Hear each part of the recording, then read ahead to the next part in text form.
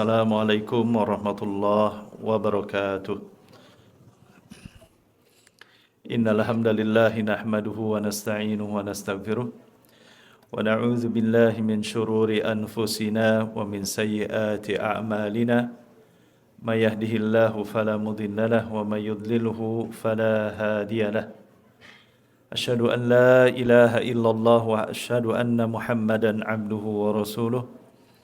Allahumma salli wa sallim ala nabiyyina Muhammad wa ala alihi wa ashabihi wa man tabi'ahum bi ihsanin ila yaumiddin, amma ba'd. Hadirin kaum muslimin jamaah salat tarawih yang dimuliakan Allah Subhanahu wa taala. Senantiasa kita panjatkan puji dan syukur kehadirat Allah Subhanahu wa taala yang telah memberikan limpahan nikmatnya pada kita semua, berupa nikmat kesehatan, nikmat umur, usia, dan juga kesempatan, serta nikmat iman dan Islam. Dan terlebih lagi kita bisa hadir, merasakan, mencicipi ibadah di bulan Ramadan yang penuh dengan keberkahan ini. Hadirin kaum muslimin yang dimuliakan Allah Subhanahu wa taala, tentunya tidak lupa selawat dan salam semoga senantiasa tercurahkan kepada Nabi kita, yaitu Nabi Muhammad sallallahu alaihi wasallam, kepada keluarganya, para sahabatnya, para tabi'in, para tabi'ut tabi'in, dan sampai kepada kita selaku umat yang berupaya melaksanakan ajaran-ajaran beliau. Hadirin Bapak Ibu yang dimuliakan Allah Subhanahu wa taala, bulan Ramadan, bulan yang penuh dengan keberkahan, kita merasakan bagaimana intensitas hubungan kita dengan Allah Subhanahu wa taala semakin dekat melalui ibadah saum ini. Karena sejatinya ibadah puasa atau saum ini mengajarkan kita untuk menjadi pribadi yang lebih jujur. Tidak ada yang mengetahui bahwasanya seseorang berpuasa itu selain daripada dirinya dan Allah Subhanahu wa taala. Sekalipun ada kesempatan untuk mencurangi puasanya atau mengambil makanan di siang hari atau minuman di siang hari, tapi semua itu tidak kita lakukan. Kita jujur kepada Allah Subhanahu wa taala dan tentu kepada diri kita sendiri. Di samping itu, bulan Ramadan adalah bulan yang menguatkan empati kita, dan juga bulan yang bagaimana kita bisa meningkatkan amal soleh, amal kebaikan di bulan ini. Dan salah satu amal soleh yang dapat kita lakukan di bulan Ramadan ini adalah dengan memberikan wakaf. Seringkali kita mendengar istilah wakaf, seringkali kita mendengar istilah atau sebutan wakaf ini, namun kadangkala kita belum begitu faham dan mengerti apa yang dimaksud dengan wakaf. Para ulama dalam kitab-kitab fikih menyebutkan bahwa wakaf itu menurut bahasa artinya al-habs, yang bermakna menahan, dan secara istilah maknanya adalah menahan pokok harta untuk tidak dijual, untuk tidak dihibahkan. Kita melestarikan atau menjaga pokok daripada harta tersebut atau zat daripada harta tersebut, dan memberikan, menyalurkan manfaat dari harta tersebut kepada kemaslahatan, kebaikan yang dibolehkan atau dihalalkan dan yang telah ditentukan. Nah, inilah pengertian daripada wakaf, dan tentunya di Indonesia sendiri kita mengenal ada sebuah badan ataupun lembaga yang mengurus tentang wakaf yang disebut dengan Badan Wakaf Indonesia atau BWI. Bapak dan Ibu sekalian, berdasarkan data yang diperoleh dari Badan Wakaf Indonesia, ternyata jumlah aset wakaf yang ada di Indonesia ini kurang lebih 450.000 titik aset wakaf, dan seluruhnya tersebar di seluruh wilayah Indonesia. Kita melihat bahwa ini merupakan potensi yang sangat besar jika dikelola dengan baik dan dengan produktif. Bahkan khusus berkenaan dengan wakaf tanah yang ada diperkirakan mencapai puluhan ribu hektar. Bahkan di tahun 2024, data dari Badan Wakaf Indonesia mencapai 57.000 lebih hektar, yang sebagian besarnya banyak digunakan untuk seperti halnya yang tempat yang kita tempati sebagai masjid atau lembaga pendidikan ataupun juga pesantren-pesantren dan yang lainnya.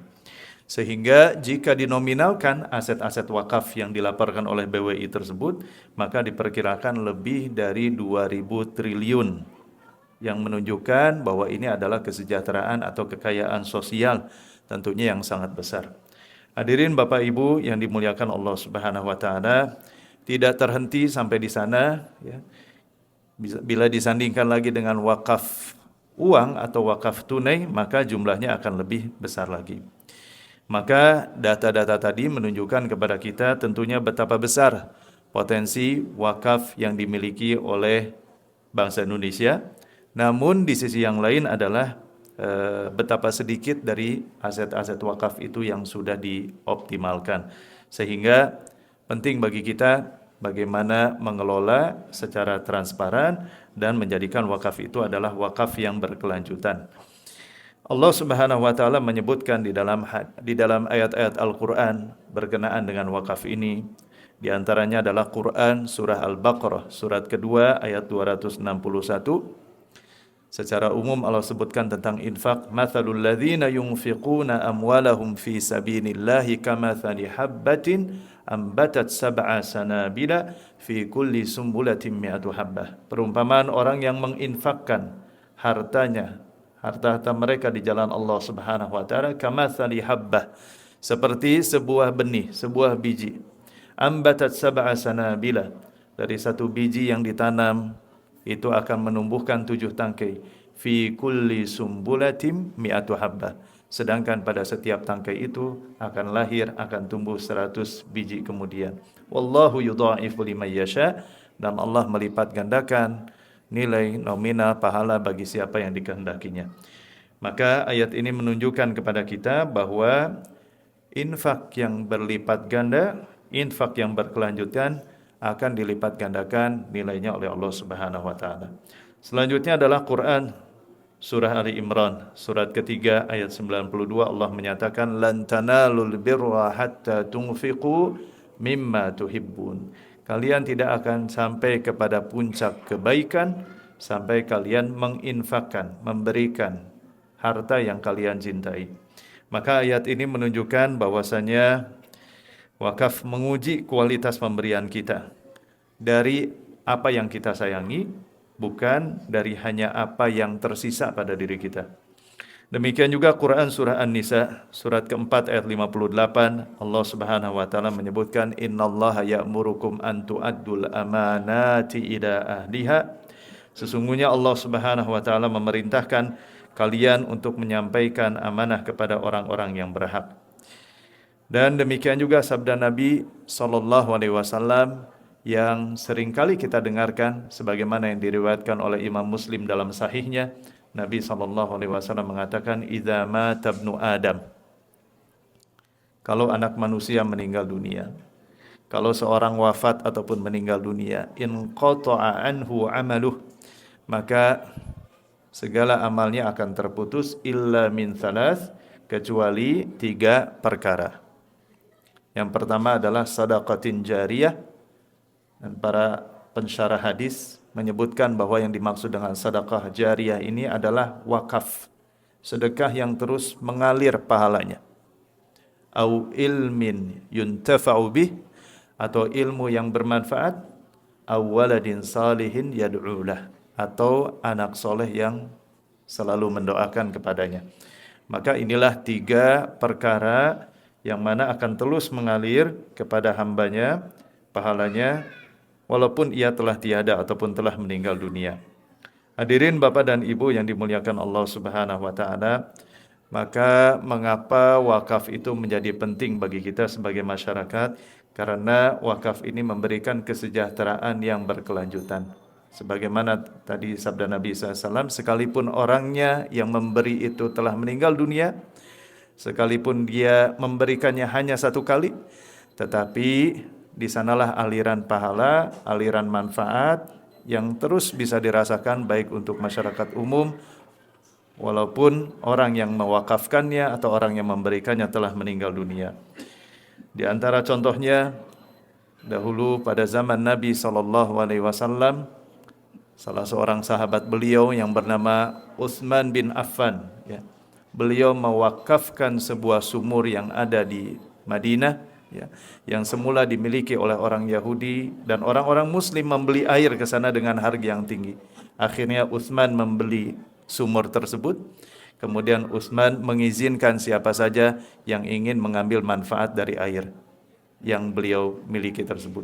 Sehingga air yang bersumber dari sumur Utsman itu dapat mengairi, ya, pohon-pohon atau kebun-kebun kurma yang ada di Madinah dan masih eksis atau masih ada sampai dengan saat ini. Kemudian hadirin yang dimuliakan Allah Subhanahu wa taala, selain daripada hal tadi, ya, bentuk-bentuk wakaf, ada wakaf sumber mata air, wakaf masjid, wakaf lembaga pendidikan, wakaf tanah pemakaman, wakaf mungkin dalam bentuk unit usaha bisnis seperti misalkan rest area dan yang lain sebagainya. Dan yang tidak kita lupakan juga ada wakaf dalam bentuk investasi pendidikan. Wakaf dalam bentuk lembaga-lembaga pendidikan, sekolah-sekolah menyediakan beasiswa-beasiswa, bukan berarti bantuan yang sementara, karena yang kita ingin tumbuhkan, kita bangunkan adalah generasi-generasi mendatang sesudah kita. Hadirin Bapak dan Ibu yang dimuliakan Allah Subhanahu wa taala, di samping itu wakaf juga memberikan ketenangan, memberikan makna hidup yang lebih besar. Di antaranya adalah adanya kepuasan batin bagi orang yang memberikan hartanya. Karena dia mengetahui bahwa amalnya akan terus ada, akan terus mengalir, sekalipun dia yang memberinya itu adalah telah wafat atau telah meninggal dunia. Bayangkan jika ada seorang yang memanfaatkan air dari sumber mata air yang diwakafkan, atau seorang membaca, mempelajari buku yang diambil dari rak buku atau rak Al-Quran yang ada di masjid ini, dan buku-buku tersebut diwakafkan, maka orang yang mewakafkan, yang memberikannya tersebut akan terus mendapatkan pahala dari setiap air yang diambil, dari setiap buku yang dibaca, atau dari setiap alat pendidikan, alat tulis yang diwakafkan dan yang sebagainya. Itu akan terus mengalir pahalanya kepada orang yang mewakafkan yang pertama kali. Maka hadirin yang dimuliakan Allah Subhanahu wa taala, di era yang modern ini, di zaman yang modern ini, amal wakaf menjadi terus berevolusi, terus berubah, terus melakukan transformasi. Di antaranya adalah banyak hal seperti misalkan wakaf tunai, wakaf produktif, ya, wakaf tunai di antaranya untuk pembangunan rumah sakit, klinik ataupun sekolah, ataupun juga pemberdayaan di bidang ekonomi. Maka momentum Ramadan ini, Bapak dan Ibu sekalian, menjadi momentum yang terbaik bagi kita untuk memulai. Di antara langkah-langkahnya adalah marilah kita luruskan niat kita, ikhlaskan niat kita, tuliskan kalau kita hendak berwakaf, apa tujuan daripada wakaf kita itu. Peruntukanlah kepada keperuntukan yang spesifik. Ada kalanya mungkin kita ingin mewakafkan sesuatu harta yang kita miliki untuk tujuan pendidikan, atau untuk tujuan kesehatan, ataupun untuk tujuan-tujuan yang lainnya. Kemudian yang kedua, setelah kita luruskan tujuan dan niat kita adalah yang kedua, mulailah dengan hal yang sederhana. Mulailah dengan hal yang kecil. Nabi SAW mengatakan dalam sebuah hadisnya, khairul a'mali adwamuha wa in qal, atau ahabbul a'mali ilallahi adwamuha wa in qal. Amal yang dicintai oleh Allah Subhanahu wa taala adalah amal yang meskipun sedikit, tetapi dia terus-menerus dilakukan oleh orang tersebut. Ketika kita mampu misalkan untuk memberikan sebuah rak untuk menaruh buku, menaruh Al-Quran, atau menaruh buku-buku pengetahuan, berikan. Kalaupun kita mampu mewakafkan untuk alat-alat pendidikan atau fasilitas pendidikan, lakukan. Jikalau kita mampu misalkan memberikan wakaf tunai berupa pengadaan sumber mata air atau aliran air untuk orang-orang yang membutuhkan, berikan itu. Berapapun yang kita sanggup untuk memberikannya, dengan niat yang tentunya dengan niat yang ikhlas dan lurus. Kemudian Bapak dan Ibu yang dimuliakan Allah Subhanahu wa taala, catat atau dokumentasikan apa yang telah diwakafkan, kepada siapa tujuan wakaf ini, peruntukannya, kepada siapa orang yang mengambil manfaat darinya, siapa mereka yang mengelola wakaf ini. Sehingga para pengelola wakaf tentunya didorong untuk memiliki kejujuran, memiliki integritas. Sebagaimana sabda Nabi SAW mengenai pentingnya kejujuran, Inna sidqa yahdi ilal bir. Sesungguhnya kejujuran itu akan membawa pelakunya kepada kebaikan. Wa innal birra yahdi ilal jannah. Dan sesungguhnya kebaikan itu akan menggiring membawa pelakunya kepada surga Allah Subhanahu wa taala. Wa innar rajula la yasduq hatta yuktaba indallahi siddiqan. Dan seseorang itu akan terbiasa berkata, bertindak, berucap yang benar sampai-sampai Allah mencatat dia, hamba ini adalah sebagai seorang yang jujur. Dan sebaliknya, wa innal kadhiba yahdi ilal fujur. Sesungguhnya kedustaan, kebohongan akan membawa pelakunya kepada perbuatan dosa dan kemaksiatan. Wa innal fujura yahdi ilan nar. Dan sesungguhnya kemaksiatan, dosa akan menggiring pelakunya ke dalam siksa api neraka. Wa innar rajula la yakdzib hatta yuktaba indallahi kadzaban. Seseorang dia terbiasa berkata-kata yang bohong, berkata-kata yang dusta. Satu kedustaan dia tutupi dengan kebohongan dan kedustaan yang lain, hatta yuktaba indallahi kadzaban. Sampai-sampai Allah mencatatkan nama orang tersebut sebagai seorang pendusta. Maka hadirin yang dimuliakan Allah Subhanahu wa taala, manfaatkan momentum Ramadan ini menjadi perubahan bagi kita untuk menjadi pribadi yang lebih jujur, lebih benar di hadapan diri kita dan juga tentunya di hadapan Allah Subhanahu wa taala. Demikian mungkin yang dapat saya sampaikan. Mohon maaf atas segala khilaf dan kekurangannya. Wallahu a'lam bissawab. Wabillahi taufiq wal hidayah. Wassalamualaikum warahmatullahi taala wabarakatuh.